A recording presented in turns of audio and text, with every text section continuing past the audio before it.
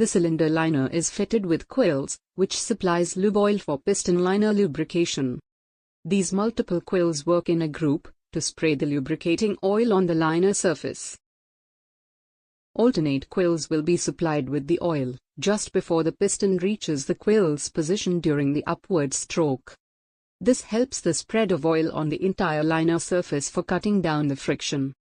During the next stroke, the other set of alternate quill will supply oil. The lube oil will be injected at every upward piston movement.